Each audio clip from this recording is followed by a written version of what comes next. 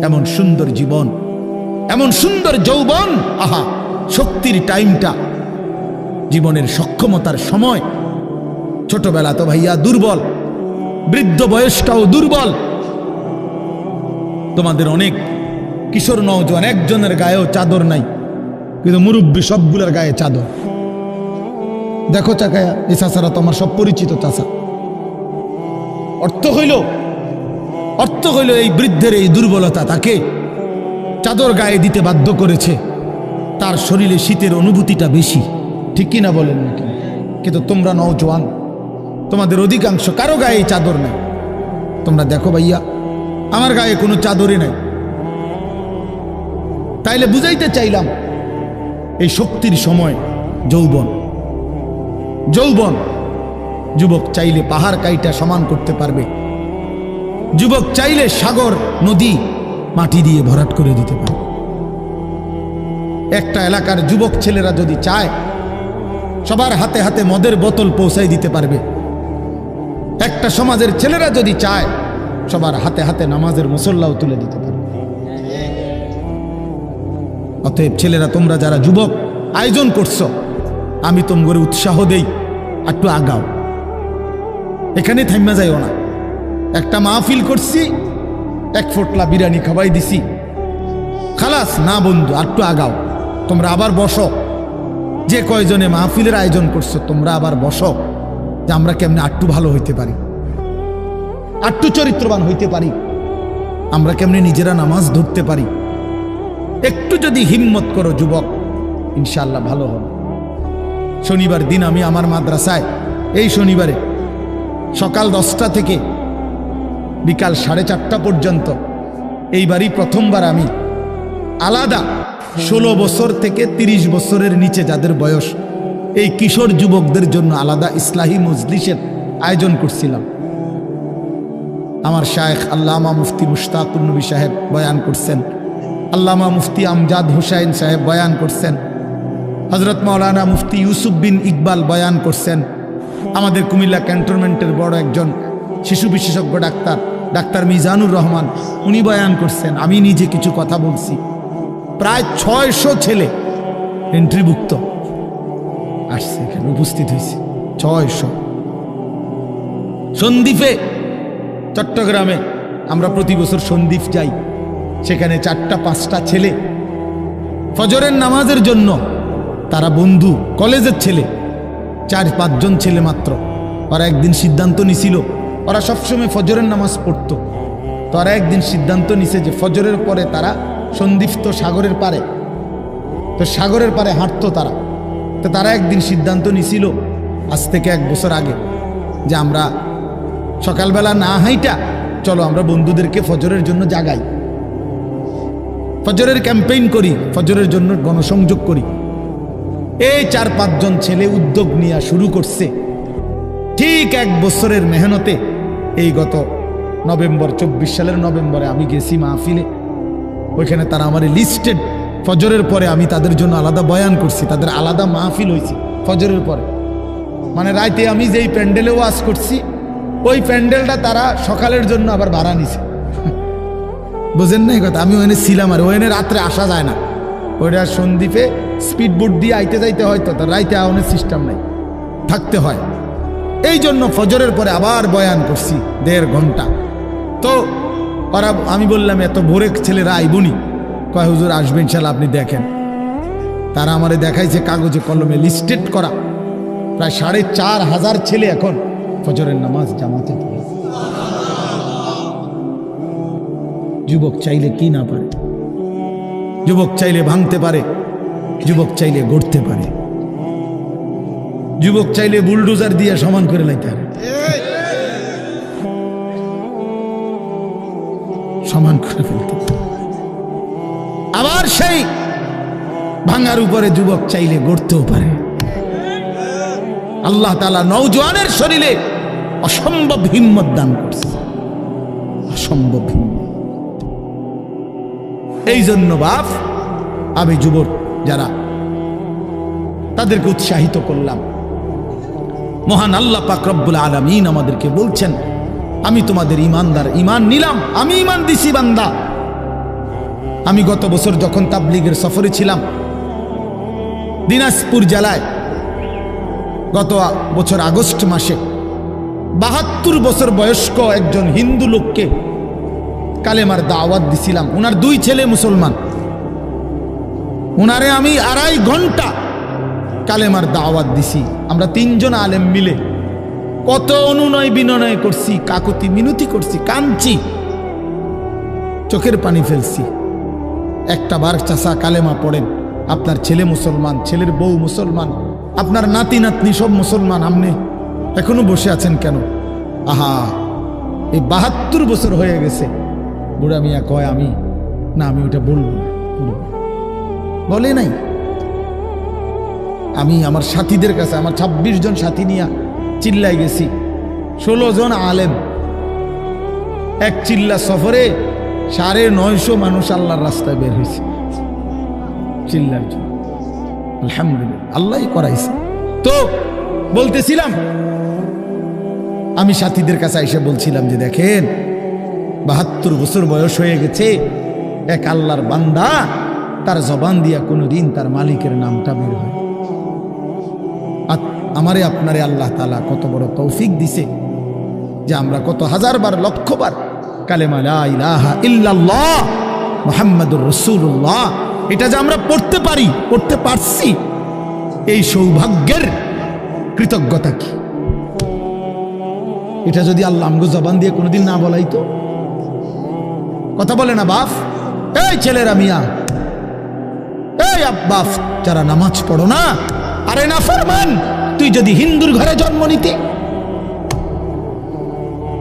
তুই যদি ইহুদির ঘরে জন্ম নিতে, তুই যদি খ্রিস্টানের ঘরে জন্ম নিতি, বেটা কি হতো জীবন? যদি কোনোদিন কালেমার আহ্বান না শুনতা। তুমি তো মুসলমানের ঘরে জন্ম নিয়া এভাবে ইমানকে ফেলে দিলা। মুসলমানের ঘরে জন্ম নিয়ে এভাবে নামাজকে প্রত্যাখ্যান করলা।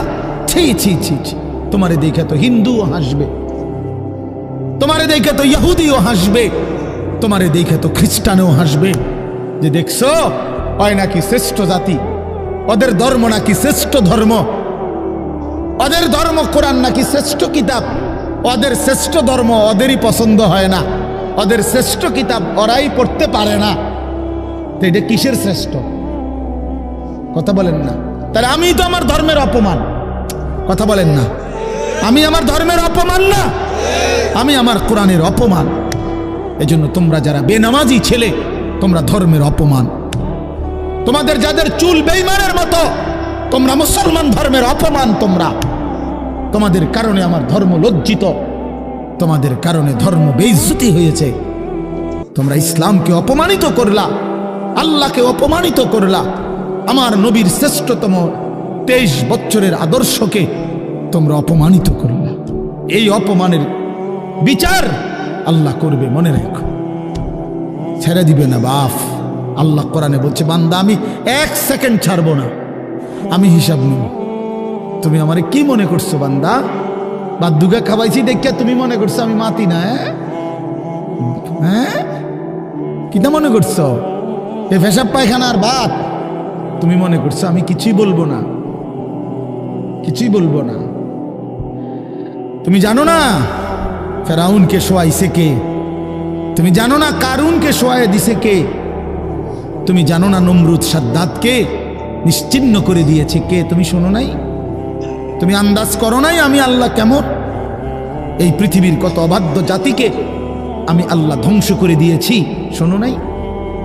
কই, গোটা পৃথিবীর সমস্ত আধুনিক প্রযুক্তি থাকার পরেও তো বাবা আমেরিকার ওই বেঈমানরা, ক্যালিফোর্নিয়ার লস অ্যাঞ্জেলস তাদের একটি স্টেট আগুনে দাবানলে পুরে ছাই হয়ে গেছে। লক্ষ লক্ষ কোটি কোটি মিলিয়ন বিলিয়ন ডলারের এক এক বিল্ডিং। আপনারা মুরব্বীরা মিলিয়ন বিলিয়ন ডলার কি তাই বুঝতেন না? কয়টা আপনি 1 মিলিয়ন বিলিয়ন ডলার কত টাকা? কমপক্ষে 300 টাকার বেশি। মানে আপনি এটি বুঝতেন না, টেহাইডি এটান বুঝতেন না। কথা বুঝছেন কিনা? হ্যাঁ, আমরা কিতাবে পড়ছি এক বুজুর্গকে, হ্যাঁ, একটা জিনিস দামি ওনার কাছে ছিল, তো ওনার কাছে বলছি এটা আপনি বিক্রি করে দেন। কত মূল্য? উনি বলছে 100 দিরহাম, 100 টাকা।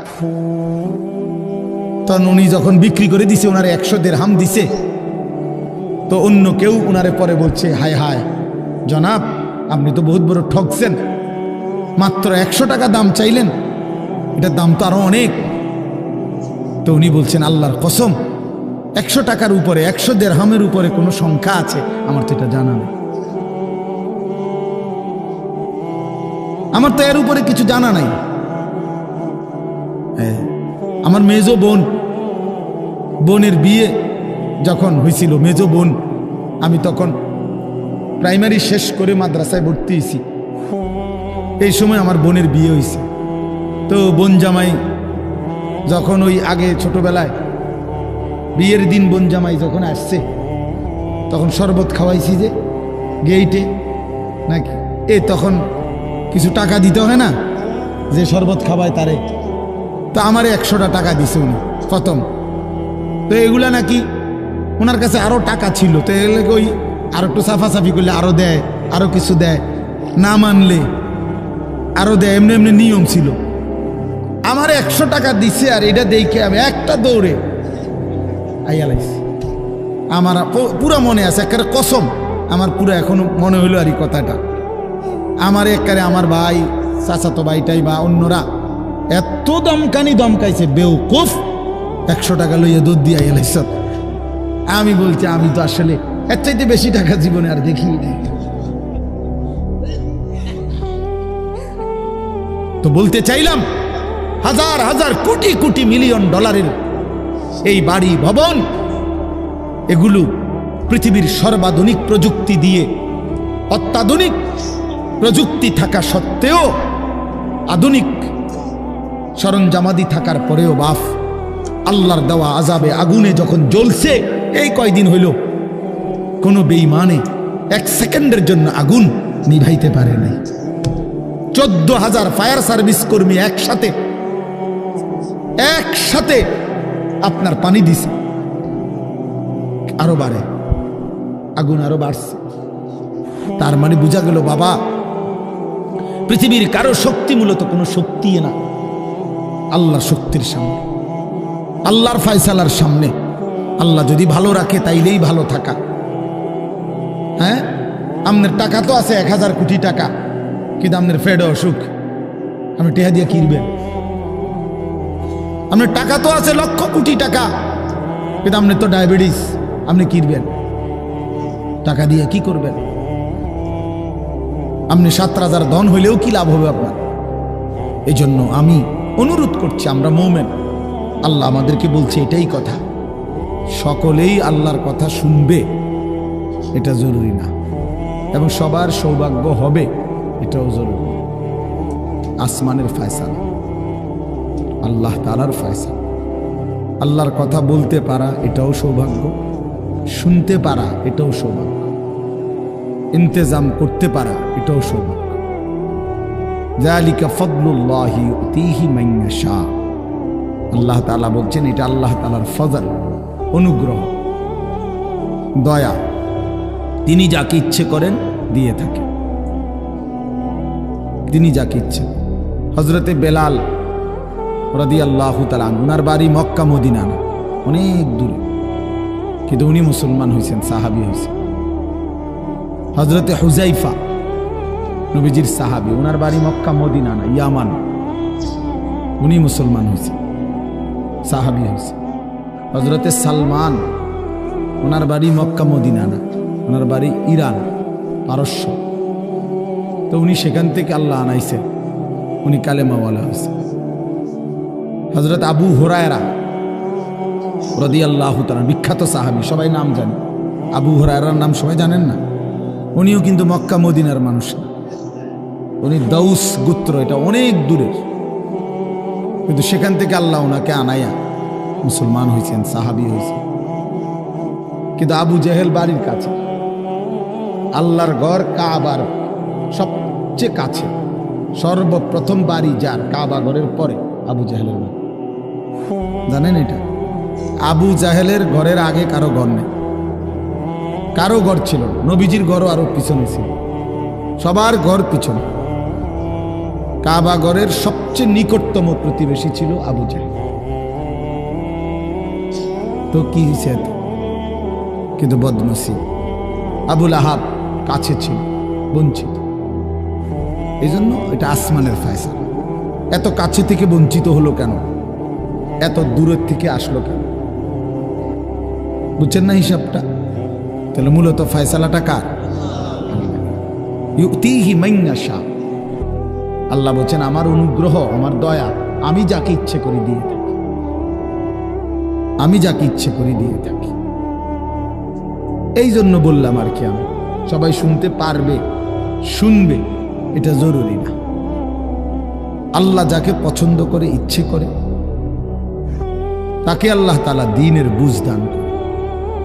হাদিসের মধ্যে আছে মাইয়ুরিদিল্লাহু বিহি খায়রান ইউফাক্কিহু ফিদ্দীন। আল্লাহ যার ভালো চান, কল্যাণ করতে চান, তাকেই আল্লাহ তাআলা দ্বীনের বুঝ দান করে, দ্বীনের বুঝ দান করে। নবীজি বলেন ইজা আরাদাল্লাহু বিআবদিন খায়রান ইস্তা'মালাহু।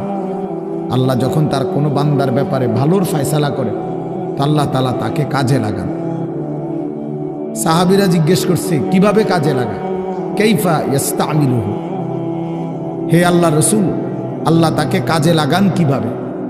তো নবীজি বলেন ইউওয়াফিকুহু লিআমালিন ক্বাবলাল মাউত। আল্লাহ যাকে ভালো চান তাকে মৃত্যুর আগে আগে নেক আমল করার তৌফিক দান করেন। এটাই তারে কাজে লাগাইছে যে ঠিক আছে, তোমারে দিয়ে আমি আমার সিজদা দেওয়া, তোমারে দিয়ে আমি আমার ঘরের খেদমত নেব, তোমারে দিয়ে আমি আমার কোরআনের খেদমত নেব। আল্লাহ তাকে আমলের তৌফিক দিয়ে থাকেন। তাইলে এই জন্য বললাম, এটা সব সময় মনে রাখবে, আল্লাহর দেওয়া তৌফিক ছাড়া বান্দা নামাজ পড়তে পারে না। বাত আল্লাহ সবাইকে খাওয়ায়, সেজদা আল্লাহ সবাইকে দিয়ে দেওয়ায় না। দুনিয়ার প্রয়োজন আল্লাহ সকলের প্রয়োজন পূরণ করে। জন্তু, জানোয়ার, কুকুর, বিড়াল, সাপ, বিচ্ছু, কাফের, মুশরিক, বেঈমান, নাস্তিক, মুরতাদ, এদের সকলের দুনিয়াবি প্রয়োজন আল্লাহ পূরণ করে। এই খানা পিনা, পেশাব পায়খানা, হ্যাঁ জরুরত, এগুলো তো আল্লাহ তাআলা জন্তু জানোয়ারেরও পূরণ করে। কিন্তু সেজদা, আল্লাহর গোলামি, আল্লাহর ইবাদত সবাইকে দিয়ে আল্লাহ করায় না। আল্লাহ যাকে পছন্দ করে, ইচ্ছে করে, তাকেই আল্লাহ তাআলা তার দ্বীনের জন্য কাজে লাগায়, আল্লাহর ইবাদতের তৌফিক দান করে। এই জন্য এটা সবসময় মনে রাখতে হবে। নবী সাল্লাল্লাহু আলাইহি ওয়াসাল্লাম দোয়া করতেন যে আল্লাহ আমার ইবাদত, আপনার ইবাদত সুন্দরভাবে করার জন্য আপনি আমারে সাহায্য করেন। আপনি সাহায্য না করলে হবে না, আপনি তৌফিক না দিলে হবে না। আল্লাহুম্মা লা মানিআ লিমা আ'তাইত। আপনি দিলে বাধা দিবে কে? আপনি না দিলে দিবে কে? আপনাকে বাদ দিয়ে কারো কোনো চেষ্টায় কি লাভ হবে? কোনো লাভ হবে না। এই জন্য এটা অনেক বড় ইহসান, আল্লাহ তাআলার দয়া। আল্লাহ যাকে পছন্দ করে, ইচ্ছে করে, দয়া করে, আল্লাহর ইচ্ছা হয়, আল্লাহ তাকে কোরআন পড়তে দেয়, দ্বীন মানতে দেয়, আল্লাহকে সেজদা করতে দেয়। আর এমনি বাকিদেরকে আল্লাহ খাওয়ায়, পড়ায়। এটা একটা কমন ব্যাপার। আল্লাহ তাআলা বলছেন আমি অনুগত অবাধ্য সবাইকেই খাওয়াই। কাফের, মুশরিক, বেঈমান, কারো রিজিক দুনিয়াবি আমি আটকাই না। এই জন্য আল্লাহ তাআলা ফেরাউনকেও রিজিক দিছে, মুসা নবীকেও রিজিক দিছে না? নমরুদকেও রিজিক দিছে, ইব্রাহিম আলাইহিস সালামকেও রিজিক দিছে। আল্লাহ তাআলা আবু জেহেল, আবু লাহাবকেও রিজিক দিছে, নবী সাল্লাল্লাহু আলাইহি ওয়াসাল্লামকেও রিজিক দিছে। তাহলে দুনিয়ার প্রয়োজন সকলের পূরণ করছে, সকলের। কিন্তু আখিরাত সমান না, আখিরাত ভিন্ন। আখিরাত শুধুই ঈমানদারের। পরকালের সুখ, শান্তি, নিয়ামত শুধুই ঈমানদারের, শুধুই সেজদাওয়ালার। কোরআন শরীফে আছে আল্লাহ তাআলা বলবে কুলু ওয়াশরাবু হানিআম বিমা কুনতুম তা'মালুন। আমার বান্দা বিগত জীবন দুনিয়াতে যে আমল করছো তার বিনিময়ে আজকে জান্নাতে খাও, পান করো, ওগুলোর বিনিময়ে। কুলু ওয়াশরাবু হানিআম বিমা আসলাফতুম ফিল আইয়ামিল খালিয়া। আল্লাহ বলেন জান্নাতীকে বলবে, বান্দা নিশ্চিন্তে আরামসে দুনিয়ার জীবন যে তুমি নেক আমল করেছো তার বিনিময়ে আজকে আরামসে নিশ্চিন্তে নির্বিঘ্নে আমার জান্নাতে খাও এবং পান করো। জাযাআম বিমা কানু ইয়ামালুন। আল্লাহ তাআলা বলেন জান্নাতের এই নিয়ামত বান্দা তোমাকে দিলাম কিসের বিনিময়ে? জাযাআম বিমা কানু ইয়ামালুন। ওই যে দুনিয়ায় আমল করেছিলে তার বিনিময়। এ তোমার সেজদার বিনিময়, এ তোমার রুকুর বিনিময়, এটা তোমার জিকিরের বিনিময়, আমার গোলামের বিনিময়, আমার বন্দিগির বিনিময়। এই জন্য আখিরাত শুধুই মুমিনের জন্য, পরকাল শুধুই ঈমানদারের জন্য। এই জন্য আল্লাহ তাআলার তৌফিক ছাড়া বান্দা আমল করতে পারে না, নামাজ পড়তে পারে না, সেজদা দিতে পারে না। কত ছেলে দেখেন না চোখের সামনে এক ওয়াক্ত নামাজ পড়ে না, জানেও না সে মানুষের বাচ্চা নাকি জানোয়ার, এটাও জানে, হাইওয়ান কিনা না মানুষ বলতে পারে। কে পাঠাইলো, কেন পাঠাইলো, কে সৃষ্টি করলো, কেন সৃষ্টি করলো, কি জন্য আসলো, কিচ্ছু জানে না, কিছুই জানে না। লক্ষ্য উদ্দেশ্যহীন, গন্তব্যহীন এক পাগল, মাতাল, ছাগল, যা মন চায় তাই করে, যা মন চায়। এটা জিন্দিগি আর কি। এ তো লক্ষ্য উদ্দেশ্যহীন জীবন, জন্তু জানোয়ারের জীবন। মুসলমান তো তাকে বলে যার সুনির্দিষ্ট গন্তব্য জানা আছে। ইমানদারের গন্তব্য জানা আছে যে আমার গন্তব্য কোথায়, আমার এটা হায়াত, এরপরে আমার মৃত্যু, কবর, এরপরে আমার হাসরের মাঠ, এরপরে আমার মিজান হিসাব, এরপরে আমার ফুলসেরাত, এরপরে আমার জান্নাত। আমার টার্গেট জানা আছে, আমার গন্তব্য জানা আছে। আমি থামবো সেদিন, জান্নাতে যাব যেদিন। আমার টেনশন দূর হবে সেদিন, আমি জান্নাতে ঢুকবো যেদিন। ওয়াকালুল হামদুলিল্লাহিল্লাযী আযহাবা আন্নাল হাযান। কোরআনুল কারীমের মধ্যে আছে, আল্লাহ তাআলা বলেন জান্নাতি বান্দা জান্নাতে ঢুকে বলবে, আল্লাহ আপনার প্রশংসা করছি, আজকেই আমার চিন্তা পেরেশানি জীবনের তরে শেষ হলো। আজ আমি জান্নাতে ঢুকলাম, এবার আমি নিশ্চিন্ত হলাম, নিশ্চিন্ত হলাম, আর কোনোদিন এই জান্নাত থেকে বের হতে হবে। আল্লাহ তাআলা বলছেন আর কখনোই এখান থেকে বের হইতে হবে না। খালিদিনা ফিহা আবাদা, চিরস্থায়ী। চলেন বাপ, এই জন্য বললাম নিজেদের ছেলে, নিজেদের মেয়ে, নিজেরাও ইনসাফের সাথে ভাইবেন যে আপনি আখিরাত চিনেন কিনা। আপনার ছেলে মেয়েগুলো যেই জীবন পরিচালনা করতেছে এতে কি মনে হয়, এতটুকু আন্দাজ করা উচিত যে আমার ছেলে আসলে আখিরাত চিনে কিনা, আমার ছেলের সামনে কোনো গন্তব্য আছে কিনা, নাকি এই মোবাইল, নারী, ছবি, জিনা, ব্যভিচার, মদ, জুয়া, নাচ, গান, উলঙ্গ দৃশ্য, হালাল হারামের কোনো বাজ বিচার নাই, পাক নাফাকের কোনো বাজ বিচার নাই, লজ্জা শরম হায়া কিচ্ছু নাই। যখন যা মন চায় খাইতেছে, হ্যাঁ, যা মন চায় তাই করতেছে। তো এই খামখেয়ালি জীবন, যখন যা মন চায় তাই, হালাল হারাম, জায়েজ না জায়েজের জীবন, যার পার্থক্য নাই, আল্লাহ তাআলা কোরআনে বলছে তার উদাহরণ হলো ফামাসালুহু কামাসালিল কাল, কুত্তার মতো। হ্যাঁ, এটা কোরআন শরীফের আয়াত। ওই জীবন কুত্তার জীবন, কুকুরের জীবন। এই জন্য আমি সবসময় এটা বুঝি, বেনামাজির জিন্দেগি কুত্তার জিন্দেগি। এই ফজরের নামাজ না পড়ে যে জানোয়ারগুলো ঘুমায় থাকে, এগুলা কুকুরের জিন্দেগি। খালাস। এই সুদখোরগুলো যে জিন্দেগি কাটায়, এগুলো কুকুরের জিন্দেগি। এই হারামখোরগুলো যে জীবন কাটায় এটা জানোয়ারের জীবন।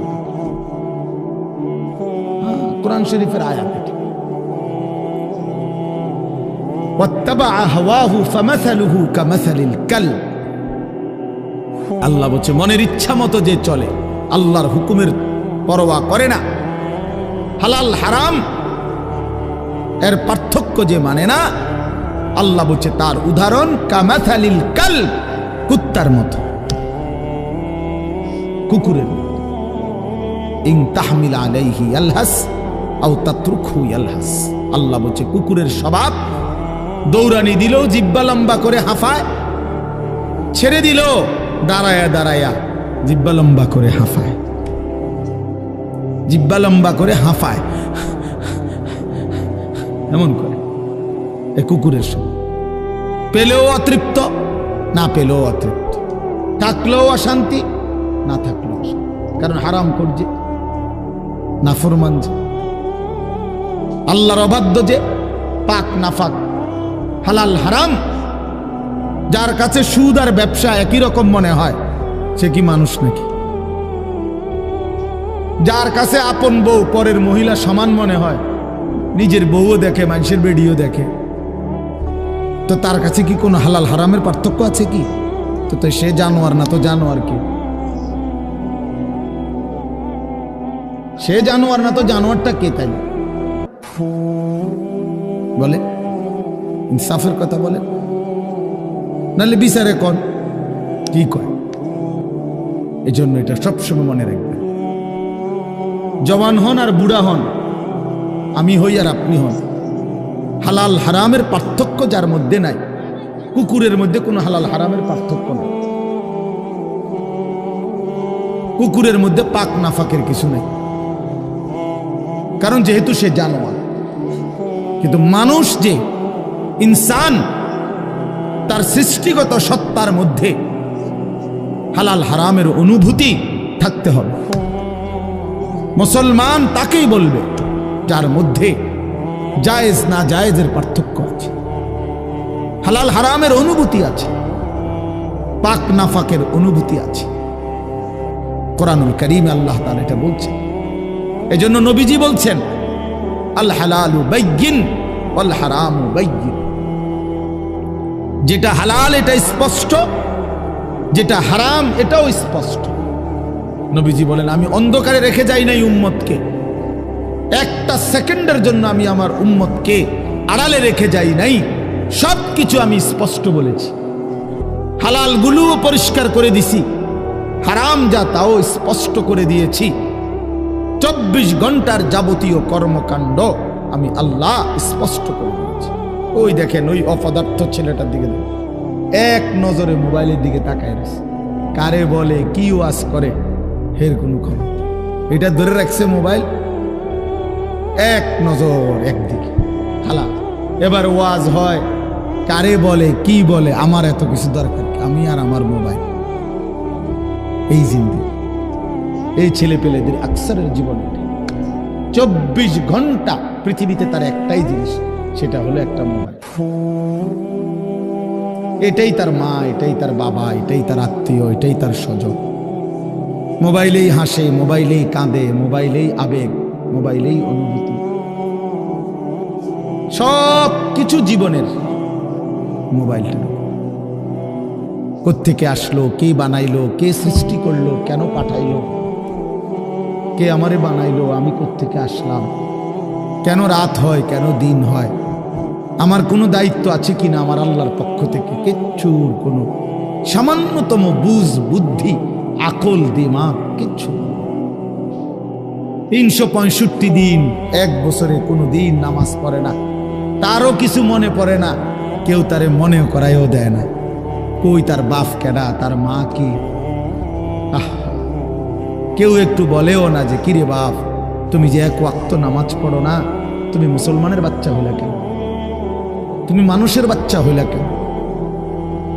তার মা একটা বার বলে না, মা এ কেমন, সন্তানই কেমন। আমার খুব আফসোস লাগে, এটা খুব আফসোস। মাঝে মাঝে মনটা চায় যে কি আসলে কি মুসলমান এত পাষাণ হইল কেমন? বাপে কেমন, সন্তানেই কেমন, মাই কেমন, মেয়েটাই কেমন। কেউ পর্দা করেন, মাও বেপর্দা, মেয়েও বেপর্দা। বাপ ফুজি ছেলে মেয়ে সবাই মিলে টেলিভিশন চায়, একসাথে নাচ গান নর্তকীর ছবি নাটক সিনেমা দেখতেছে। ছি ছি ছি ছি, কত নিকৃষ্ট মুসলমান, কত বেশরম বেহায়া নির্লজ্জ হইলে এত বড় বেশরম হইতে পারে? আত্মমর্যাদা, আত্মসম্মান, লজ্জা যদি এক বিন্দু থাকতো তাইলে তো বাবা জিজ্ঞেস করতো যে কিরে বাপ, তুই মুসলমানের ঘরে জন্ম নিয়া এক ওয়াক্ত নামাজ পড়ে না, তুই কেমনে রে আমি মুসলমানের সন্তান হইলি? তুই মুসলমানের ঘরে সন্তান হইলি কেমন? আরে এইটা তো আগে বোঝাপড়া করার বিষয় ছিল। তোর বিদেশ, তোর চাকরি, তোর দাখিল, তোর এসএসসি বেড়া এডি বাদ দে বেড়া, থো বেড়া এডি পরের কথা বেড়া। আগে তুই মুসলমানের বাচ্চা কিনা আগে এটা বল বেটা। তোর নামাজের বোঝাপড়া কর আগে বেটা। কিসের তোর বিদেশ, আবার কিসের তোর দেশ? তোর চাকরি দিয়ে আমি করব কি? তোর ব্যবসা দিয়ে আমি করবো কি? তোর উপার্জন খাইয়া আমি করবো কি বেটা? তুই তো হারাম কর, তুই তো নাফরমান। এতটুকু যদি বিবেক বাবার না থাকে, সেটা কেমন বাপ? এ কেমন অভিভাবক? এ কেমন মুসলমান মা বাবা যাদের হৃদয়ে এই কথা আসলো না? আপনার তো উচিত ছিল আগে এই বোঝাপড়া করা। আগে ছেলের সাথেই বোঝাপড়া করেন। তুই মুসলমানের বাচ্চা কিনা আগে এটা বল। মুসলমানের বাচ্চা 16 বছরে এক ওয়াক্ত নামাজ ছাড়া থাকে কেন? কথা বলেন, ইনসাফ কি বলে? ইনসাফের কথা বলেন, বিচারের কথা বলেন। ছেলেগুলোকে আপনারা এভাবে ছেড়ে দিলেন, আর তোমরা ছেলেরাও বাবা এভাবে নষ্ট হয়ে গেল। অনাদরে, অবহেলায় এমন সুন্দর জীবন, এমন সুন্দর যৌবন, শরীর স্বাস্থ্য সব শেষ করে দিলাম। একবারও মনে পড়লো না তোমারও তো শেষ আছে বাপ। রাত যেমন ভোর হয়, দিন যেমন রাত হয়, তোমারও হায়াতও একদিন শেষ হয়। প্রতি ঘন্টা, মিনিট, সেকেন্ড যায় মানে তোমার হায়াত যায়, আমার হায়াত যায়, ঠিক না? তো আল্লাহ আমাদেরকে বুঝ দান করেন। এজন্য বাপ আমরা ভাবা উচিত, আমাদের এটা ফিকির করা উচিত। ছোটরাও, বড়রাও, মাঝ বয়সীরাও, এত লাগাম ছাড়া মানুষ হয় না। মুসলমানের জীবন এত বড়, জন্তু জানোয়ারের মতো হওয়ার কথা না বাবা। হ্যাঁ, গুনাহ হইতে পারে, গুনাহ আমারও আছে, আপনাদেরও আছে, গুনাহ হইতে পারে, হবে। সেটা হলো হুচট খাওয়া। মানে চলার পথে আমি 10 কিলো পথ হাঁটলাম, আমি 30 কিলো পথ গেছি এক জায়গা থেকে আরেক জায়গায়। তো এই চলার পথে হয়তো একবার আধবার পড়ে যাইতে পারি, পিছলা খাইতে পারি, ঠিক আছে, এটা হইতে পারে। কিন্তু আমি বুঝি 30 কিলোমিটার একেবারেই ফিরে রইলাম, পিছলা খাইয়া রইলাম, তাহলে ভুল আমার হইতে পারে, গুনাহ আমার হইতে পারে। আমার 6 মাসে কোনোদিন নামাজ ছুটে যাইতে পারে। আমি জীবন চলার পথে কখনো কাউকে রাগ করতে পারি, গালি দিয়া লাইতে পারি, এটা তো হওয়া স্বাভাবিক, হইতে পারে। কিন্তু লাগাতার প্রতিদিন একরকম, এটা মুসলমান? কথা বুঝছেন কিনা আমার? আপনি বুঝি এখানে প্রত্যেকদিন মিশা কথা কইবেন, আপনি বুঝি প্রতিদিন সুদ খাইবেন, আপনি বুঝি প্রত্যেক দিন ওজনে কম দিবেন, এটা বুঝি মুসলমান? আপনি বুঝি একদিনও নামাজ পড়তেন না, আপনি বুঝি 365 দিনে কোনোদিন ফজরের নামাজ পড়তেন না, এটা মুসলমান?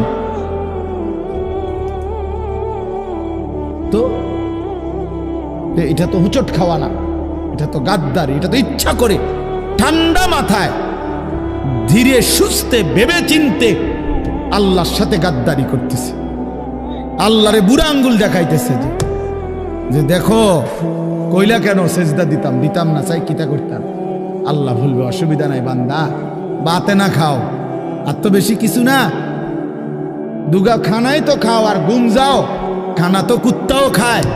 তবে মনে রাখো কবরে আইসো একটা লাথি দেওয়া ফেরেশতারে দিয়া, একটা লাথি, এক লাথিতে বুঝবা আমার নাফরমানির শাস্তি কি। কাল্লা সাউফা তা'লামুন সুম্মা কাল্লা সাউফা তা'লামুন। আল্লাহ বলে বান্দা কবরে আইসো, আমি বুঝায় দেব আমার নাফরমানির শাস্তিটা কি। ফেরেশতা দুই কান বরাবর। আল্লাহর নবী বলছেন নাফরমানের কবরে ফেরেশতা ফায়াদরিবু দারবাতান বাইনা উযুনাইহি, দুইটা কান বরাবর ঘাড়ের মধ্যে প্রত্যেকটা আঘাত করবে লোহার হাতুড়ি দিয়ে। ফায়াসিহু সাইহাতান, নাফরমান কবরে এত জোরে চিৎকার করবে ইয়াসমাউহা মান ইয়ালিহি ইল্লা সাকালাইন। আল্লাহর নবী বলেন দুনিয়াবাসী মানুষ এবং জিন ব্যতীত আল্লাহর সব সৃষ্টি ওই বেঈমানের কবরের চিৎকার শুনতে পাবে, এমন জোরে চিৎকার দিবে। একটা একটা আঘাত এভাবেই চলবে কিয়ামত পর্যন্ত,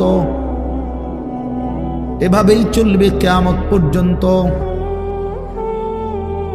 আল্লাহর নবী সাল্লাল্লাহু আলাইহি ওয়াসাল্লাম বলেন নাফরমান পাপীকে যখন কবরে রাখা হবে, তিনটা প্রশ্নের উত্তর যখন নাফরমান দিতে পারবে না, সাথে সাথে কবর তারে এত জোরে একটা চাপ দিবে, একটা চাপ দিয়া ডান পাশের মাটি বাম দিকে, বাম দিকের মাটি ডান পাশে চলে আসবে।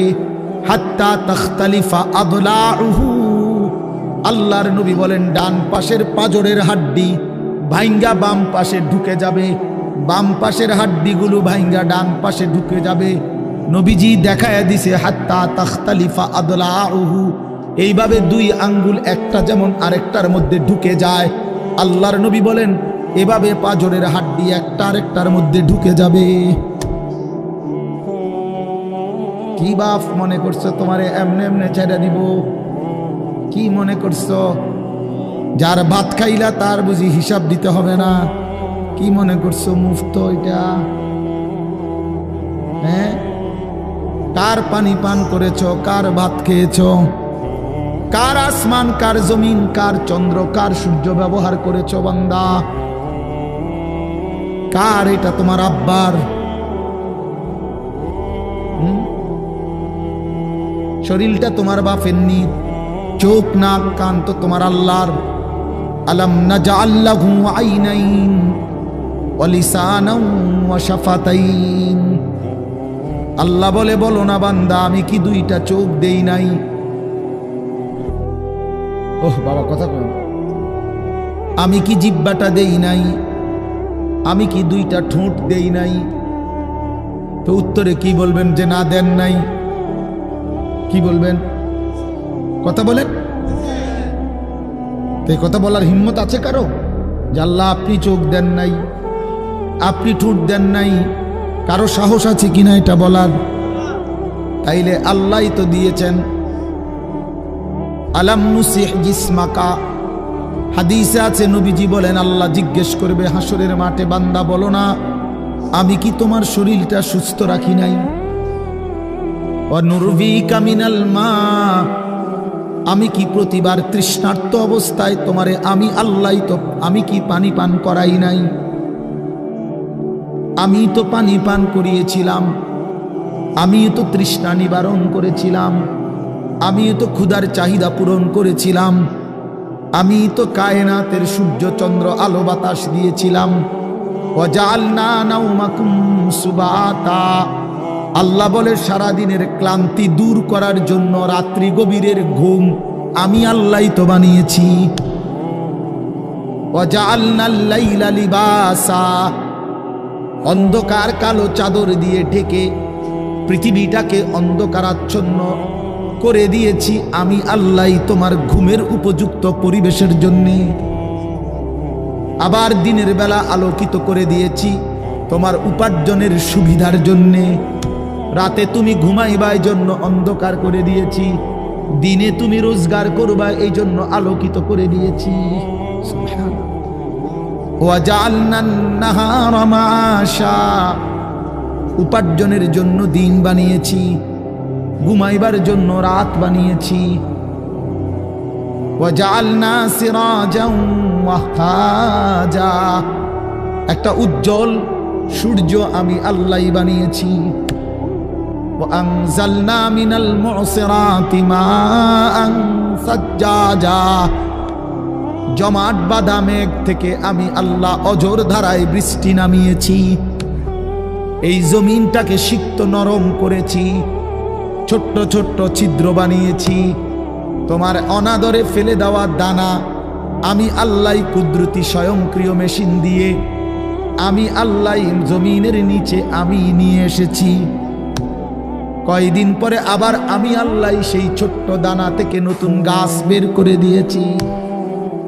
লিনুখরিজা বিহি হাব্বান ওয়া নাবাতা, তাহলে রিজিকের ব্যবস্থা আমি করলাম, ঘুমের ব্যবস্থা আমি করলাম, উপার্জনের পরিবেশ আমি করে দিলাম, শরীর স্বাস্থ্য জীবন যৌবন আমি দিলাম। আমি কেন সেজদা পেলাম না? আল্লাহ যদি বলে বান্দা আমি কি অপরাধ করলাম, আমি তোমারে এত কিছু দিয়ে আমি কি অন্যায়টা করলাম যেই অপরাধের কারণে তুমি আমারে সেজদা দিলা না? কি বলবা যুবক? নাফরমান যুবক কি বলবা?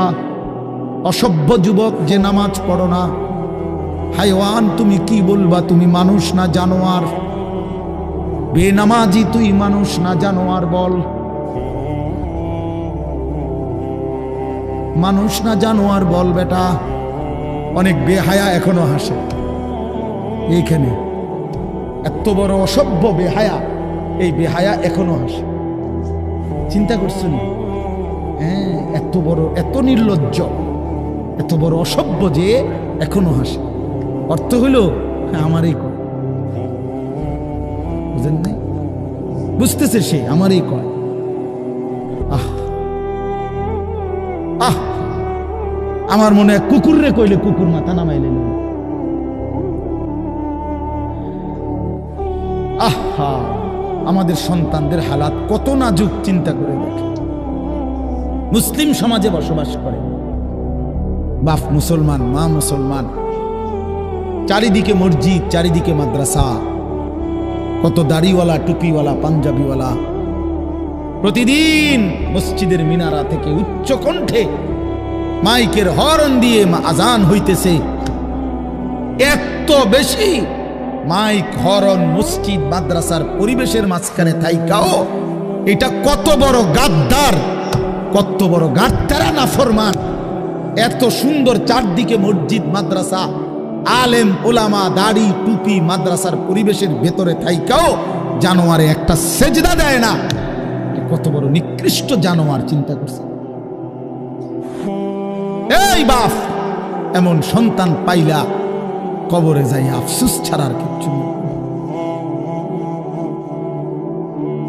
আজকে যদি এই আফ্রিকার জঙ্গলে থাকতো তাহলে হয়তো যে বাবা এত বড় আফ্রিকার জঙ্গলে ছিলাম যেখানে কোনো দিন কোনো আজান হয় নাই, যেখানে কোনো মসজিদ দেখি নাই, মাদ্রাসা দেখি নাই, আল্লাহ চিনব কোত্থেকে? আমি তো আফ্রিকার জঙ্গলের ভিতরে থাকতাম। বলেন, একটা ছেলে বলেন, এই ছেলেগুলো বেনামাজি যে ছেলেগুলো, এদেরকে জিজ্ঞাসা করেন যে বাবা তুই কি আল্লাহ চিনলি না, না রাসূল চিনলি না? তুমি বাবা কি মসজিদ চিনলা না, মাদ্রাসা চিনলা না? কোনোদিন কি কোরআন দেখলা না? কারো লাশ, কারো জানাজা, কারো কবর কিছুই দেখো নাই? কিচ্ছুই তোমার কলজার মধ্যে কোনো এক বিন্দু কোনো বিবেক অনুভূতি জাগাইলো না? শুধু নারী, শুধু একটা মোবাইল, শুধু একটা ছবি, শুধু একটা অশ্লীল দৃশ্যের কাছে হেরে গেলা। ছেলেরা বলো বাবা, তোমরা বলো, কার কাছে হাইরা গেলা?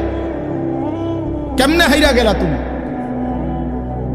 তোমার বাপ মুসলমান, মা মুসলমান, তোমার ঘর মুসলমান, তোমার দাদা দাদি, নানা নানি, চাচা মামা, ফুফা খালু সব মুসলমান।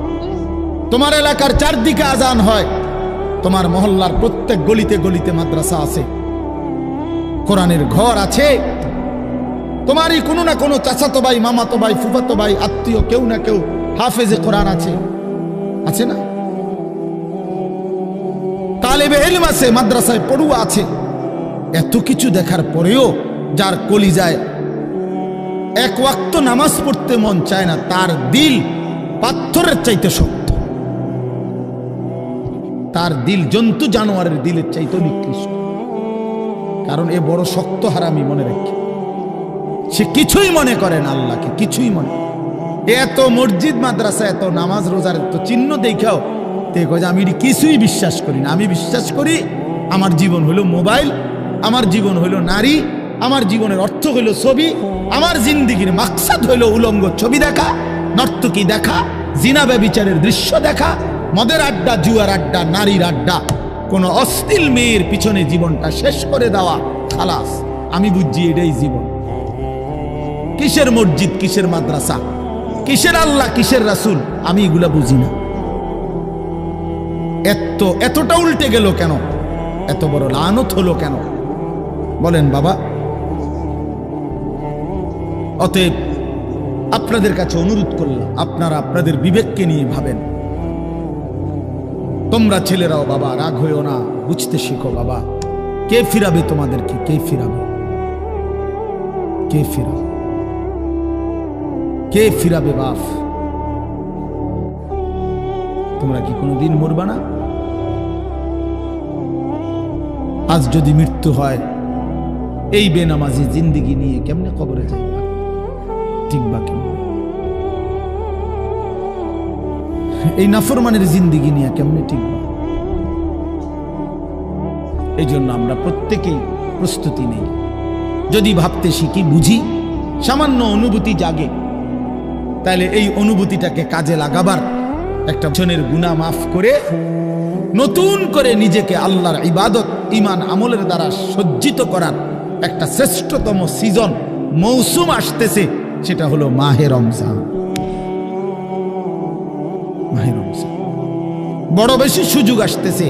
আল্লাহ যদি দয়া করে হায়াত দেয়, তো পিছনের সব গুনাহ মাফ করিয়ে নতুন সাজে নিজেকে সজ্জিত করার, আখিরাতের রঙে রঙিন করার, জান্নাতের রঙে নিজেকে গড়ে তোলার এক শ্রেষ্ঠতম মাস মাহে রমজান। রমজান মানে অন্য কিছু, রমজান মানে ভিন্ন কিছু। রমজান মাসে মানে নিজেকে বদলানোর মাস, রমজান মানে নিজেকে পরিবর্তনের মাস, রমজান মানে নিজেকে আখিরাতের রঙে রঙিন করার মাস, রমজান মানে আল্লাহ তাআলার মহব্বতে, রাসূলুল্লাহ সাল্লাল্লাহু আলাইহি ওয়াসাল্লামের মহব্বতে ডুবে যাওয়ার মাস। এটা আমাদের সামনে। আল্লাহ আমাদের জন্য রমজানের হায়াত ভিক্ষা দান করেন। আল্লাহ যেন আমাদের সকলকে রমজান পর্যন্ত পৌঁছিয়ে দেন। এই আয়াত দেখেন, আল্লাহ তাআলা বলছেন, ইয়া আইয়ুহাল্লাযীনা আমানু, হে ঈমানদারগণ, কুতিবা আলাইকুমুস সিয়াম, তোমাদের উপরে রোজা ফরজ করা হলো, কামা কুতিবা আলাল্লাযীনা মিন ক্বাবলিকুম, যেমনটা ফরজ করা হয়েছিল তোমাদের পূর্ববর্তীগণের উপর, মানে পূর্বের ঈমানদার উম্মতদের উপর। কেন ফরজ করা হলো রোজা? উদ্দেশ্য কি? আমি আল্লাহর, লাআল্লাকুম তাত্তাকুন, যেন তোমরা মুত্তাকি হতে পারো, মুত্তাকি হইতে পারো, আল্লাহ ভীরু হইতে পারো। আর মুত্তাকি হলে কি লাভ হবে? উইদ্দাত লিল মুত্তাকিন, আল্লাহ বলে জান্নাত বানানোই হয়েছে মুত্তাকিদের জন্য। মুত্তাকি হবে তো জান্নাতি হবে, জান্নাতি হবে। এই আয়াতটার অল্প একটু কথা, আমি এই আয়াতটাই পড়ছি সূরা বাকারার 183 নম্বর আয়াত, দ্বিতীয় পারা, দ্বিতীয় সূরা। এটার উপর আর একটু কথা বললে আমার কথা শেষ। আমরা আমাদের যদি পরিবর্তন চাই, পরিবর্তনের সুযোগ মাহে রমজান। আমরা যদি আখিরাত সাজাইতে চাই, আমাদের জন্য শ্রেষ্ঠ সুযোগ মাহে রমজান। আমরা যদি ঘুরে দাঁড়াইতে চাই, আমাদের জন্য শ্রেষ্ঠ সুযোগ মাহে রমজান। মাহে রমজান, আল্লাহ নাফরমানির এই জিন্দিগি আমি ছেড়ে দেব, আপনার রঙে রঙিন হব, তাইলে শ্রেষ্ঠতম সুযোগ মাহে রমজান। মাহে রমজানের মধ্যে অসম্ভব শক্তি আছে, মাহে রমজানের মধ্যে অসম্ভব পাওয়ার আছে। আল্লাহ বলছে, রমজানে বান্দা আইসো আমার কাছে, রাত দিন 24 ঘন্টা আমি আল্লাহ জাহান্নাম থেকে মুক্তি দিতে থাকব। ওয়াতাখাউ মিনান নার, জাহান্নাম থেকে মুক্তি দেব, সারা রাত মুক্তি দেব, সারা দিন মুক্তি দেব। রমজানের প্রতি ঘন্টা, প্রতি মিনিট, প্রতি সেকেন্ড হীরা মণি মুক্তা জহরতের চাইতেও কোটি গুণ বেশি দাম, কোটি গুণ বেশি দাম। আল্লাহ তাআলা সেই মহিমান্বিত রমজান আমাদের সামনে আনতেছেন। আর মাত্র 18-19 দিনও বাকি নাই। এই অল্প কয়টা দিন বাবা, আমাদের উচিত রমজানের জন্য অধীর আগ্রহে মহব্বতের সাথে আল্লাহর কাছে হায়াত ভিক্ষা চাওয়া, যে আল্লাহ এত কাছে আইনা মৃত্যু দিয়েন না, কবরে নিয়েন না, আর কয়টা দিন হায়াত দেন, রমজান পর্যন্ত পৌঁছিয়ে দেন। আল্লাহুম্মা বারিক লানা ফি রাজাব ওয়া শাবান ওয়া বাল্লিগনা রমাদান। আল্লাহ তাআলা বলেন, ইয়া আইয়ুহাল্লাযীনা আমানু। দেখেন এই একটি আয়াতে আল্লাহ 4টা কথা বলছে। একটা হলো হে ঈমানদারগণ, 2 নাম্বার হলো তোমাদের উপরে রোজা ফরজ করা হলো, 3 নাম্বার হলো যেমনটা ফরজ করা হয়েছিল পূর্ববর্তীদের উপরে, 4 নাম্বার হলো যেন তোমরা মুত্তাকি হতে পারো। কয়টা কথা হলো? এই 4টা কথার আমি 4টা আলগা সংক্ষিপ্ত একটু ব্যাখ্যা বলি। 1 নাম্বার হলো হে ঈমানদারগণ, এটা আল্লাহ আমাদেরকে ডাক দিয়েছেন। তাফসীরের মধ্যে আছে আদম আলাইহিস সালাম থেকে নিয়ে আমাদের নবী পর্যন্ত, ইতিপূর্বে আমাদের নবীর আগে যত নবী পৃথিবীতে আল্লাহ পাঠাইছেন, ওই নবীদের উপরে যারা ঈমান আনছিল, ওই নবীদের আমলে তাদের কাউকে কোনোদিন আল্লাহ তাআলা এই শব্দ দিয়ে হে ঈমানদারগণ, ইয়া আইয়ুহাল্লাযীনা আমানু বলে ডাক দেন নাই। আগে সর্বপ্রথম আমাদের নবী, আখিরি নবী, আল্লাহর বন্ধু, আমাদের নবীর ভালোবাসায় আল্লাহ তাআলা বলছে, বন্ধু বিগত কোন নবীর ঈমানদার উম্মতকে আমি যেই শব্দে ডাকি নাই, এই প্রথম আপনার ভালোবাসায় আপনার ঈমানদার উম্মতকে আমি ইয়া আইয়ুহাল্লাযীনা আমানু এই নতুন শব্দে ডাক দিলাম। হে ঈমানদারগণ, হে ঈমানদার তোমরা আমার। তাফসীর ইবনে কাসিরের মধ্যে আছে, যে ঈমানদার সে আল্লাহর বন্ধু, যে মুমিন সে কার বন্ধু? আল্লাহর বন্ধু। আল্লাহর বন্ধু, মুমিনের বন্ধু আল্লাহ, আল্লাহর বন্ধু মুমিন, আল্লাহর বন্ধু মুমিন। এই জন্য তাফসীরে লিখছে হে ঈমানদারগণ, এই কথার আরেকটা তর্জমা এটা, হে আমার বন্ধুগণ। আল্লাহ যেন ডাক দিয়া বলছে, হে আমার বন্ধুগণ, তোমরা আমার বন্ধু, তোমরা আমার। আমি বানাইছি বহু জনেরে, তোমরা বানাইছি আমার জন্য, আমার জন্য। তোমরা আমার, তোমরা আমারে মেনে নিয়েছ, তোমরা আমার কালেমা পড়েছ, তোমরা আমার রাসূলকে মেনে নিয়েছ, অতএব তোমরা আমার। তোমাদের কালেমা লা ইলাহা ইল্লাল্লাহ মুহাম্মাদুর রাসূলুল্লাহ, এটা আমি গ্রহণ করলাম, গ্রহণ করে আমি নিলাম, এই জন্যই আমি তোমাদেরকে ডাক দিই। তুমি বলছো আমি এনে ভর্তি অমুক, ওই যে আমারে মোহাম্মদে বলছে তার ছোট ভাই হাফেজ মুশাররফ, কয় আমার আজকে বললো যে হুজুর ভর্তি করামু আপনার মাদ্রাসায়, তো কি কোন সময় আমু, ফরম নিয়ম কানুন কি? আমি এত কথা তোমার দরকার কি, হাতে ভর্তি হইব সারছে তো আর কি। তার মানে আমি বলতে চাইছি তারে কি বুঝাইলাম, তোমার এত নিয়ম কানুনের দরকার কি, আমি তারে নিলাম, খালাস আমি ভর্তি নিলাম। তাইলে অর্থ হইল আল্লাহ তাআলা বলছেন, বান্দা তোমার কালেমা আমি নিলাম, তোমার ঈমান আমি নিলাম, এজন্য আমি তোমারে মুমিন বলে ডাক দিলাম। আল্লাহ কাউকে নিজের করে ডাক দেওয়া, খোদার কসম, এটা তার জীবনের সবচেয়ে বড় পাওয়া। যদি দিল থাকতো তাইলে আমরা বুঝতাম। এক এমপি সাহেব যদি কারো নাম নেয়, এক মন্ত্রী সাহেব কারো নাম নেয়, আর তারে যদি কেউ আইয়া কয় আজকে তো মন্ত্রী সাহেবের কাছে গেছিলাম আর উনি তোমার নাম নিছে, তোমার কথা ভালো কইছে, বাবা হেতে বেটা তো মানে ঠ্যাঙালগি দিয়ে আটটা লেবে। হ্যাঁ বাইতাইয়া ঘরে বেড়ি কথাবার্তা সাবধান কও, আগের মতো নাই, যেরুম মনে করছে এরুম না। কি কিছে মন্ত্রী সাহেব আজকেও আমার নাম রয়েছে, জিঙ্গাও মানে সে এটাকে খুব গৌরবের মনে করবে, ঠিক না বলেন না কেন? সবার কাছে ঘুরে ঘুরে বলার চেষ্টা করবে আমি কিন্তু মন্ত্রীর পরিচিত। হাদিসের মধ্যে আছে এক সাহাবী উবাই ইবনে কাব রাদিয়াল্লাহু তাআলা আনহু, সাহাবীদের মধ্যে নবীজির সবচেয়ে সুন্দর কোরআন শরীফ পড়তেন যিনি, ওনার নাম হলো উবাই ইবনে কাব। তো এই উনি নবীজি একদিন উনাকে বলছেন, এই সাহাবীকে, যে উবাই এদিকে আসো, তুমি আমারে কোরআন শরীফ পড়ে শোনাও। বুঝছেন? তখন ওই সাহাবী একটু লজ্জিত হয়ে বলতেছি, ইয়া রাসূলুল্লাহ, আমি আপনার সামনে কোরআন পড়বো? অথচ কোরআন তো আমরা আপনার থেকেই শুনি, কোরআন আপনার উপরেই নাজিল হয়, আমি কোন সাহসে আপনার সামনে কোরআন পড়ি? তো নবীজি বললেন, শুনো, মহান আল্লাহ পাক রব্বুল আলামিন জিব্রাইল পাঠাইয়া তোমার নাম নিয়া বলছে তোমার কাছ থেকে আমি কোরআন শুনতে। এই আমরা স্পষ্ট হাদিসে পড়ছি, বিশ্বাস করেন।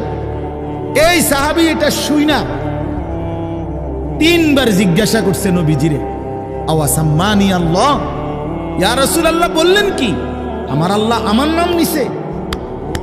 আমার নাম? আর কোন কি আপনি? নবীজি বলল, হ তোমার নামে তো নিছে। উনি আবার জিজ্ঞাসা করছে, ইয়া রাসূলুল্লাহ সত্যি বলছেন আমার নাম নিয়েছেন আল্লাহ? বলছে, হ তোমার নাম। আবার জিজ্ঞাসা করছেন, হাদিসের স্পষ্ট শব্দ আছে ফাবাকা। 3 বারের পরে এই সাহাবী খুশিতে আনন্দে চিৎকার করে কাঁদতে শুরু করছে আর বলতেছি, ইয়া রাসূলুল্লাহ, এক গোলামের কি পরিমাণ সৌভাগ্য, তার মুনিব তার নাম নিয়েছে। তা আমরা আমাদের কালেমার কি পরিমাণ সৌভাগ্য, আমরা একবার বলেছি কালেমা, আল্লাহ আমাদেরকে ডাক দিছে, ইয়া আইয়ুহাল্লাযীনা আমানু, হে আমার কালেমা ওয়ালারা, তোমরা আমার, তোমরা আমার, আমি তোমাদের ঈমান নিলাম, আমি তোমাদেরকে ডাক দিলাম। এক মুমিনের কি পরিমাণ খুশি হওয়া উচিত আপনি শুনেন। 29 নম্বর পারায় একটা সূরা আছে, সূরা মুরসালাত। এই যে এর আগে একটা সূরা আছে, সূরা দাহার, কোরআনুল কারীমের 76 নম্বর সূরা, 2 পৃষ্ঠাওয়ালা ছোট সূরা। এই সূরাটার মধ্যে জান্নাতের বর্ণনা সবচেয়ে সুন্দর, মানে জান্নাতের বর্ণনা হৃদয় কারা এই সূরাতে আছে।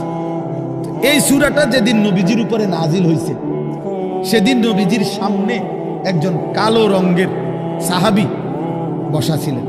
ওয়াইন্দাহু রাজুলুন আসওয়াদ, কালো একজন রঙের সাহাবী বসা ছিল, উনি বসা ছিলেন। এই সময় এই সূরাটা নাজিল হয়েছে, নবীজি উনাগরে শুনাইছে সূরাটা। তো এই সূরার মধ্যে জান্নাতের এমন হৃদয়গ্রাহী বর্ণনা।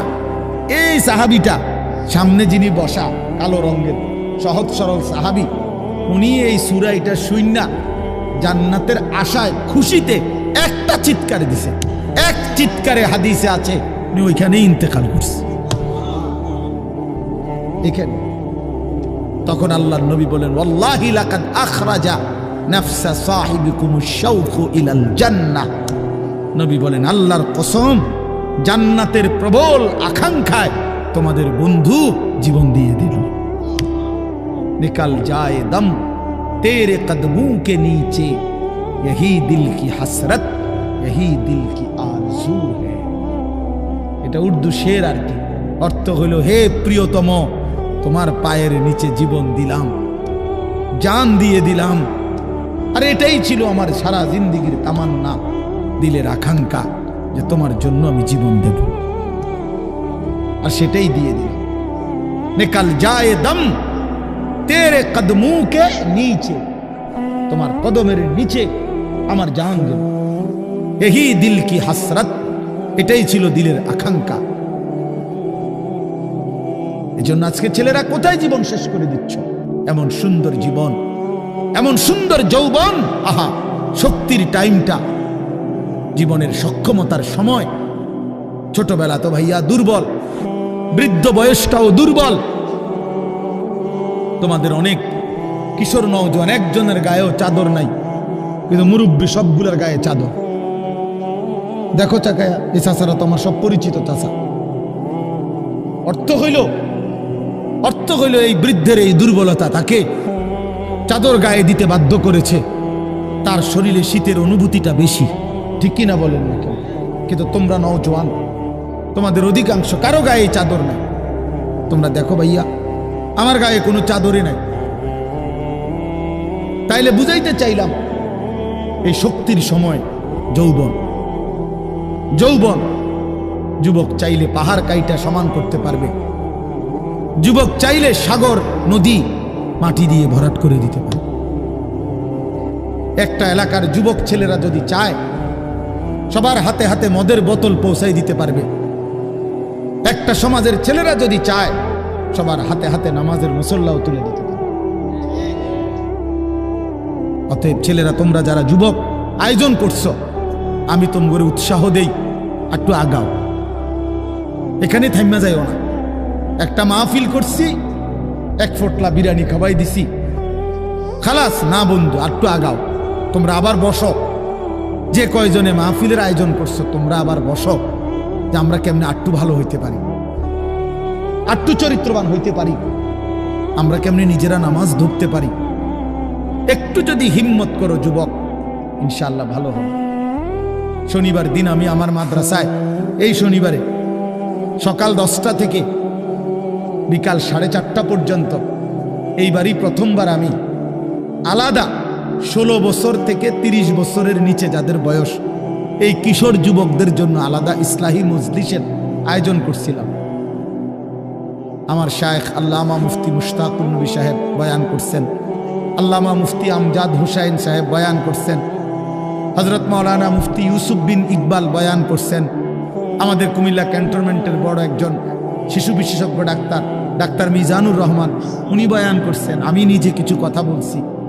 প্রায় 600 ছেলে এন্ট্রিভুক্ত আসছে, উপস্থিত হয়েছে 600।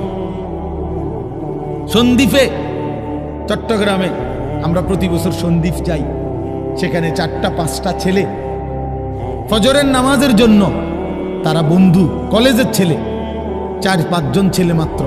ওরা একদিন সিদ্ধান্ত নিছিল, ওরা সবসময় ফজরের নামাজ পড়তো, তো ওরা একদিন সিদ্ধান্ত নিছে যে ফজরের পরে তারা সন্দ্বীপ তো সাগরের পারে, তো সাগরের পারে হাঁটতো তারা। তো তারা একদিন সিদ্ধান্ত নিছিল আজ থেকে 1 বছর আগে, যে আমরা সকালবেলা না হাইটা চলো আমরা বন্ধুদেরকে ফজরের জন্য জাগাই, ফজরের ক্যাম্পেইন করি, ফজরের জন্য গণসংযোগ করি। এই 4-5 জন ছেলে উদ্যোগ নিয়ে শুরু করছে। ঠিক 1 বছরের মেহনতে এই গত নভেম্বর, 24 সালের নভেম্বরে আমি গেছি মাহফিলে, ওইখানে তারা আমার লিস্টেড। ফজরের পরে আমি তাদের জন্য আলাদা বয়ান করছি, তাদের আলাদা মাহফিল হয়েছে ফজরের পরে। মানে রাতে আমি যেই প্যান্ডেলে ওয়াজ করছি, ওই প্যান্ডেলটা তারা সকালের জন্য আবার ভাড়া নিছে। বুঝেন না এই কথা? আমি ওখানে ছিলাম, আর ওখানে রাত্রে আসা যায় না, ওইটা সন্দ্বীপে স্পিড বোট দিয়ে আইতে যাইতে হয়, তো রাইতে আওয়ানোর সিস্টেম নেই, থাকতে হয়। এই জন্য ফজরের পরে আবার বয়ান করছি 1.5 ঘন্টা। তো ওরা, আমি বললাম এত ভোরে ছেলেরা আইবুনি, কয় হুজুর আসবে ইনশাল্লাহ, আপনি দেখেন। তারা আমারে দেখাইছে কাগজে কলমে লিস্টেড করা প্রায় 4,500 ছেলে এখন ফজরের নামাজ জামাতে। যুবক চাইলে কি না পারে, যুবক চাইলে ভাঙতে পারে, যুবক চাইলে গড়তে পারে, যুবক চাইলে বুলডোজার দিয়ে সমান করে লাইতে পারে,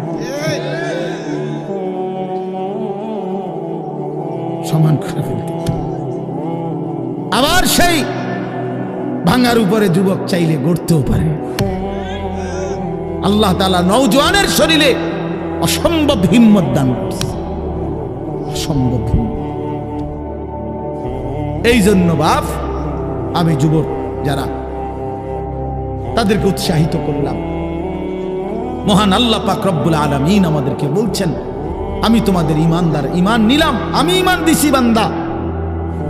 আমি গত বছর যখন তাবলীগের সফরে ছিলাম দিনাজপুর জেলায়, গত বছর আগস্ট মাসে 72 বছর বয়স্ক একজন হিন্দু লোককে কালেমার দাওয়াত দিছিলাম। ওনার 2 ছেলে মুসলমান।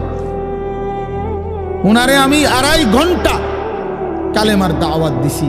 আমরা 3 জন আলেম মিলে কত অনুনয় বিনয় করছি, কাকুতি মিনতি করছি, কাঁদছি, চোখের পানি ফেলছি।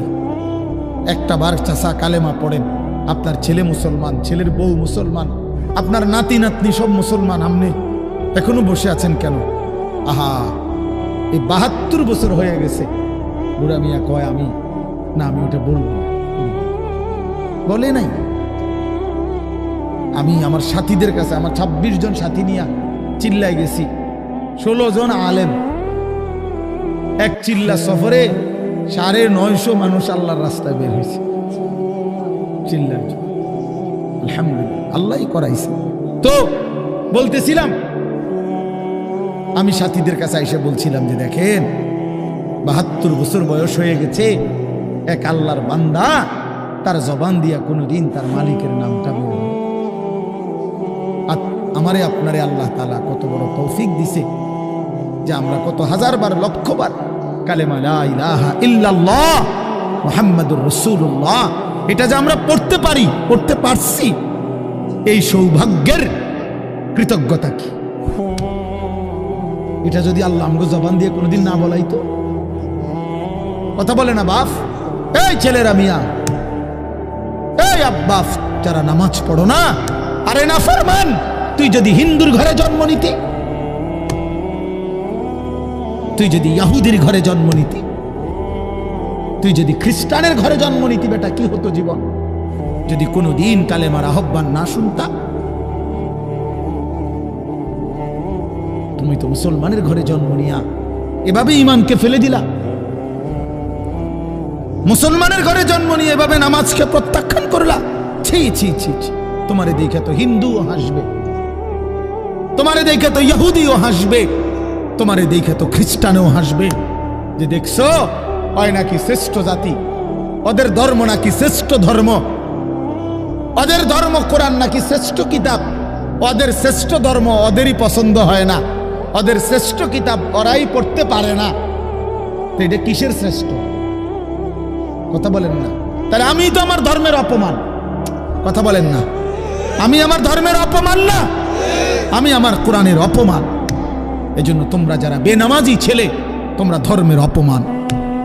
তোমাদের যাদের চুল বেঈমানের মতো, তোমরা মুসলমান ধর্মের অপমান। তোমাদের কারণে আমার ধর্ম লজ্জিত, তোমাদের কারণে ধর্ম বেইজ্জতি হয়েছে। তোমরা ইসলামকে অপমানিত করলা, আল্লাহকে অপমানিত করলা, আমার নবীর শ্রেষ্ঠতম 23 বছরের আদর্শকে তোমরা অপমানিত করলা। এই অপমানের বিচার আল্লাহ করবে, মনে রাখো, ছেড়ে দিবে না বাপ। আল্লাহ কোরআনে বলছে, বান্দা আমি 1 সেকেন্ড ছাড়বো না, আমি হিসাব নিব। তুমি আমারে কি মনে করছো বান্দা? বাদুগা খাওয়াইছি দেখিয়া তুমি মনে করছো আমি মাতি না? হ্যাঁ, কিটা মনে করছো? এ পেশাব পায়খানার ভাত তুমি মনে করছো আমি কিছুই বলবো না, কিছুই বলবো না। তুমি জানো না ফেরাউনকে শোয়াইছে কে? তুমি জানো না কারুনকে শোয়াই দিছে কে? তুমি জানো না নমরুদ সাদ্দাতকে নিশ্চিহ্ন করে দিয়েছে কে? তুমি শোনো নাই? তুমি আন্দাজ করো নাই আমি আল্লাহ কেমন? এই পৃথিবীর কত অবাধ্য জাতিকে আমি আল্লাহ ধ্বংস করে দিয়েছি, শোনো নাই? কই, গোটা পৃথিবীর সমস্ত আধুনিক প্রযুক্তি থাকার পরেও তো বাবা আমেরিকার ওই বেঈমানরা, ক্যালিফোর্নিয়ার লস অ্যাঞ্জেলস তাদের একটি স্টেট আগুনে দাবানলে পুরে ছাই হয়ে গেছে। লক্ষ লক্ষ কোটি কোটি মিলিয়ন বিলিয়ন ডলারের এক এক বিল্ডিং। আপনারা মুরব্বীরা মিলিয়ন বিলিয়ন ডলার কি তাই বুঝতেন না? কয়টা আপনি 1 মিলিয়ন বিলিয়ন ডলার কত টাকা? কমপক্ষে 300 টাকার বেশি। মানে আপনি এটি বুঝতেন না, টেহারি এটা বুঝতেন না। কথা বুঝছেন কেন? হ্যাঁ, আমরা কিতাবে পড়ছি এক বুজুর্গকে, হ্যাঁ, একটা জিনিস দামি ওনার কাছে ছিল, তো ওনার কাছে বলছি এটা আপনি বিক্রি করে দেন। কত মূল্য? উনি বলছে 100 দিরহাম, 100 টাকা। তখন উনি যখন বিক্রি করে দিছে, ওনার 100 দিরহাম দিছে। তো অন্য কেউ উনারে পরে বলছে, হায় হায় জনাব, আপনি তো বহুত বড় ঠকছেন, মাত্র 100 টাকা দাম চাইলেন, এটার দাম তো আরো অনেক। তো উনি বলছেন, আল্লাহর কসম, 100 টাকার উপরে, 100 দিরহামের উপরে কোনো সংখ্যা আছে? আমার তো এটা জানা নেই, আমার তো এর উপরে কিছু জানা নাই। আমার মেজো বোনের বিয়ে যখন হয়েছিল, মেজো বোন, আমি তখন প্রাইমারি শেষ করে মাদ্রাসায় ভর্তি হয়েছি, এই সময় আমার বোনের বিয়ে হয়েছে। তো বোন জামাই যখন ওই আগে ছোটবেলায় বিয়ের দিন বোন জামাই যখন আসছে, তখন শরবত খাওয়াইছি যে গেইটে নাকি, তখন কিছু টাকা দিতে হয় না, যে শরবত খাওয়ায় তারে। তো আমারে 100টা টাকা দিছে উনি প্রথম। তো এগুলা নাকি ওনার কাছে আরো টাকা ছিল, তো ওই আরো একটু সাফাসাফি করলে আরো দেয়, আরো কিছু দেয়, না মানলে আরো দেয়, এমনি এমনি নিয়ম ছিল। আমার 100 টাকা দিছে, আর এটা দেখে আমি একটা দৌড়ে আইয়ালাইছি। আমার পুরা মনে আছে, একেবারে কসম, আমার পুরো এখনো মনে হইলো আর এই কথাটা।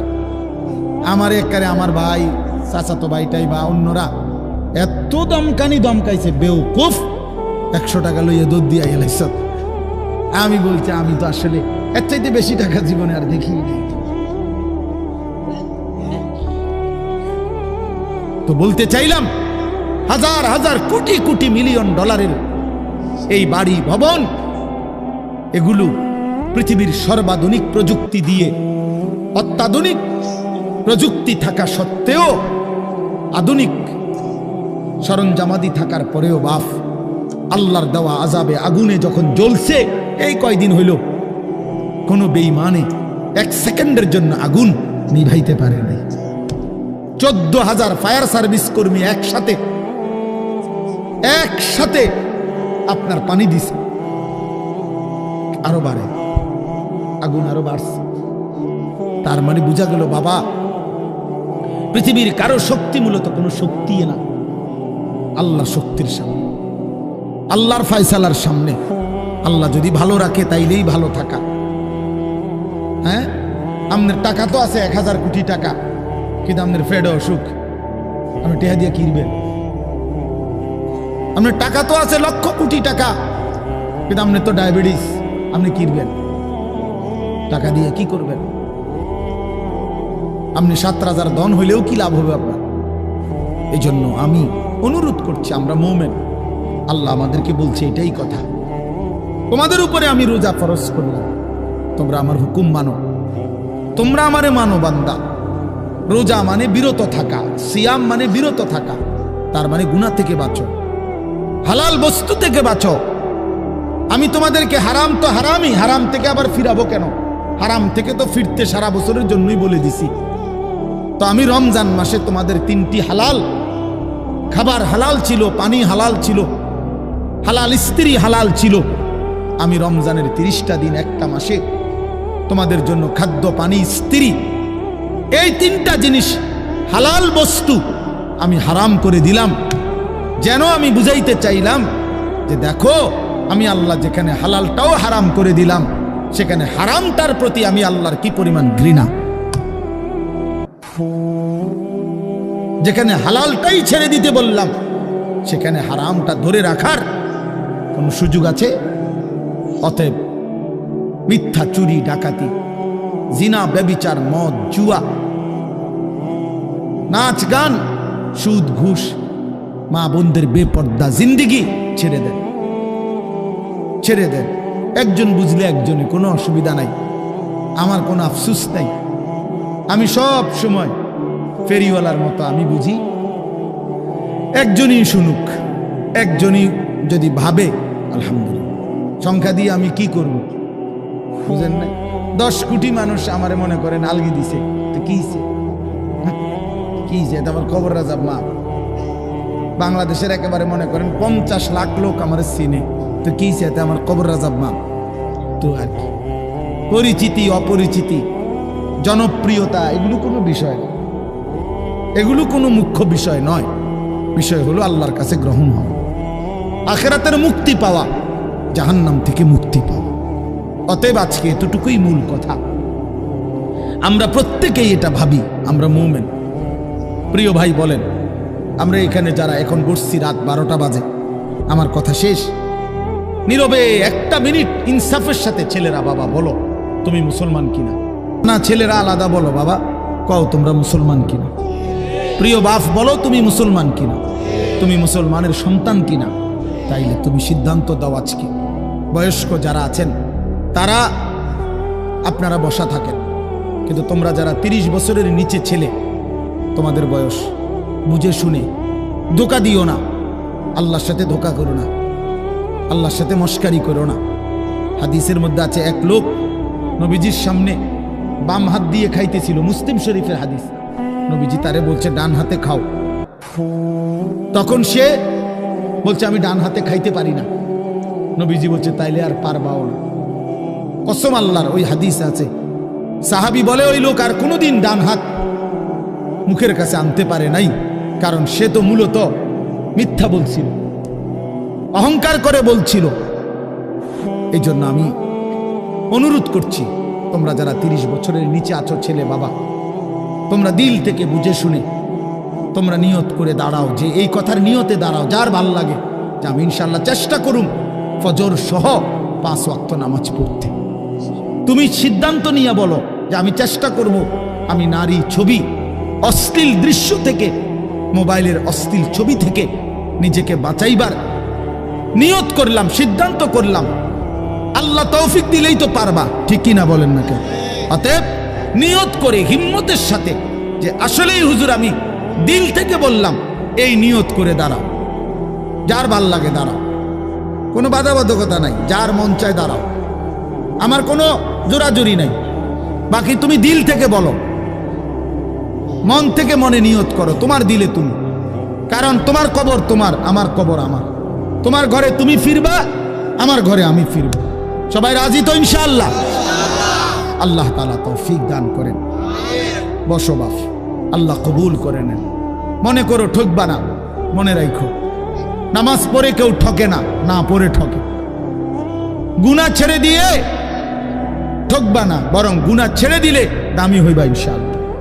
দামি হইও, নিজে দামি হবা, মনে রাখো দামি। একটা জিনিস শেষ মনে রাখো ছেলেরা, যে কোনো মূল্যে আমরা আলহামদুলিল্লাহ গোটা পৃথিবী নিয়ে আমাদেরও পড়ালেখা করা আছে।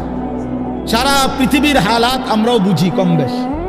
আমরা জেনারেল লাইনেও পড়ালেখা করছি, কুমিল্লা ভিক্টোরিয়া কলেজ থেকে মাস্টার্স পাস করছি, সরকারি আলিয়া মাদ্রাসা থেকে কামেল পাস করছি, কওমি মাদ্রাসা থেকে দাওরায়ে হাদিস পাস করছি। তাহলে মাটির তলে থাকি না, পৃথিবীর নিয়ে আমরাও গবেষণা ভাবি। কাজে সারা পৃথিবীর যেই পরিস্থিতি বর্তমান এবং আমাদের কোরআন সুন্নাহর যেই ভাষ্য, এই সবগুলো বিশ্বাস করো, একত্রে মিলাইলে এ কথা আমাদের কাছে একেবারে স্পষ্ট। আগামীর পৃথিবী ইসলামের পৃথিবী, আগামীর পৃথিবী কোরআনের পৃথিবী। মনে রাখো বললাম বাপ, তুমি দেখবা, তোমার হায়াতেই দেখবা ইনশাআল্লাহ। এখন যাদের বয়স এই 20, 25, 26, 28, যাদের বয়স 12, 15, তোমরা ইনশাআল্লাহ আগামীর ইসলাম দেখবা, কালেমার বিজয় দেখবা। তোমরা শুনবা যে ফিলিস্তিন বিজয়ী, তোমরা শুনবা সারা পৃথিবীতে কালেমার পতাকা উড়েছে, তোমরা শুনবা ইউরোপ আমেরিকার শক্তি নিশ্চিহ্ন হয়ে গেছে, তোমরা শুনবা ইসরায়েলের কুত্তারা পরাজিত হয়ে গেছে। সেদিন বুঝবা ইমানদারি দামি, সেদিন বুঝবা চরিত্রবান ছেলেটাই দামি, সেদিন বুঝবা নামাজি ছেলেটাই দামি। আর যারা চরিত্র নষ্ট করে ফেলেছ, তুমি ফালতু কোনো না কোনো সিফাত কুনাত পইরা থাকবে। এই জন্য আমরা দয়া করি ইনশাআল্লাহ প্রত্যেকেই আমরা ইনশাআল্লাহ নামাজ পড়বো তো ইনশাআল্লাহ। ভালো হও, চরিত্রবান হও, নিজের জীবন গঠন করো, আল্লাহ তৌফিক দান করেন। আলহামদুলিল্লাহি রাব্বিল আলামিন।